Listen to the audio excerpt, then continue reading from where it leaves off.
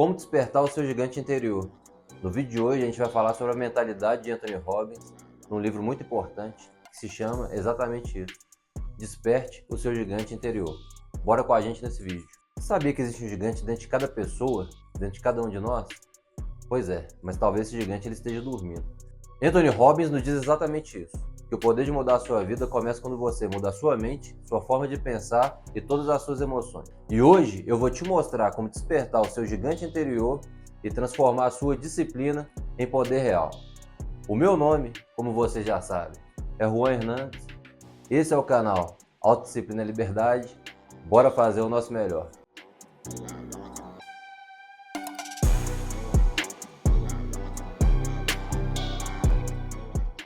O nosso início é o poder da decisão.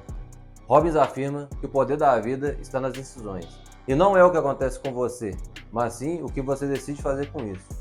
Esse ensinamento é muito parecido com o de Marco Aurélio, no estoicismo, no qual ele diz que a nossa vida é atingida com a cor dos nossos pensamentos.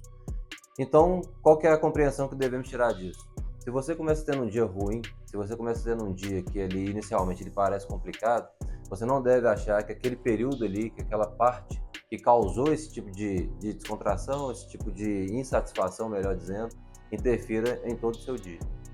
Se você teve um fracasso num projeto, isso não quer dizer que sua vida é um fracasso. Devemos utilizar isso como um ensinamento. Além de utilizar como ensinamento, você também deve fazer com que isso seja a base do seu crescimento. Então, o que acontece com você não deve interferir na sua vida e não significa fracasso total, tampouco que você, de fato, não consiga aprender com algum erro. E o que a gente tira dessa primeira parte, então, é que cada decisão é um voto no tipo de pessoa que você quer se tornar. E quando você decide agir, o gigante desperta.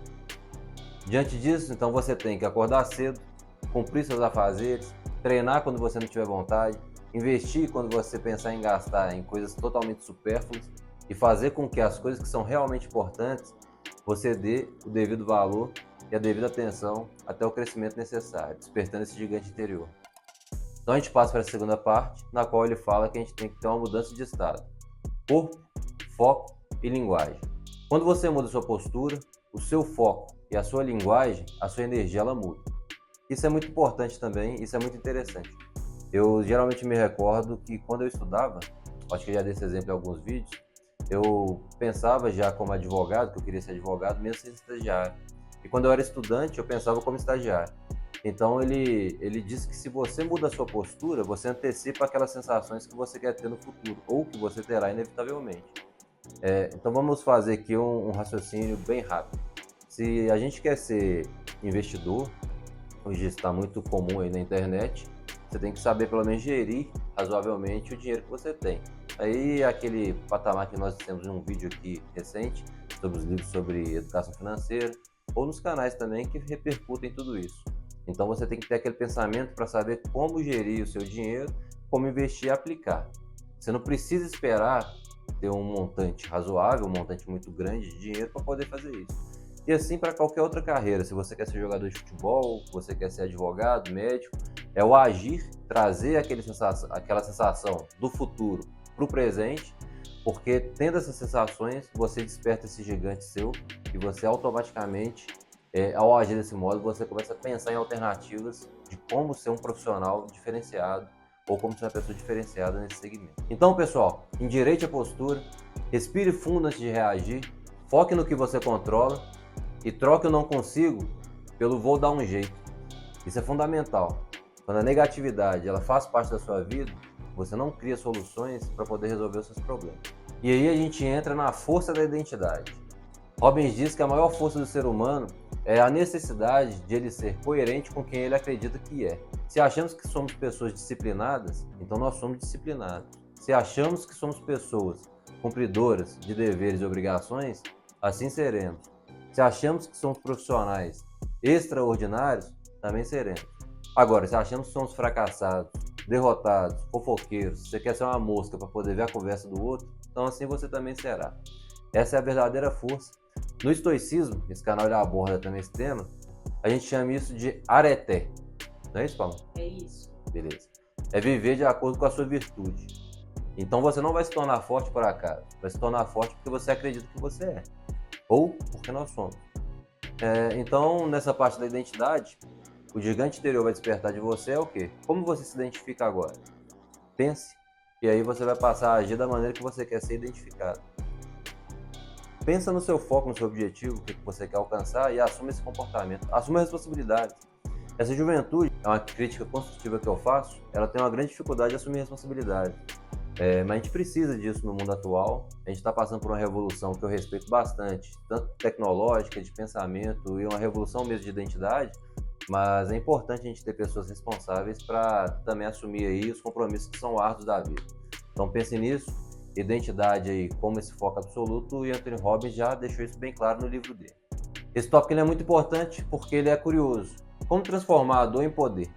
Anthony Robbins ele diz que a dor ela é inevitável, realmente é, só que o sofrimento ele é opcional.